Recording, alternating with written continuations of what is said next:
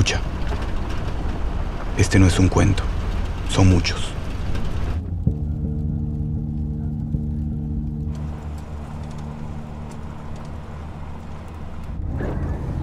Son cuentos sobre nadie, pero pueden ser de todos.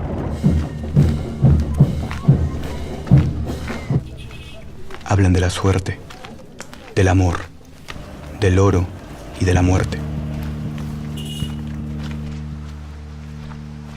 Son historias sin nombre, que nacen de la necesidad. Hablan del valor del dinero y sus consecuencias.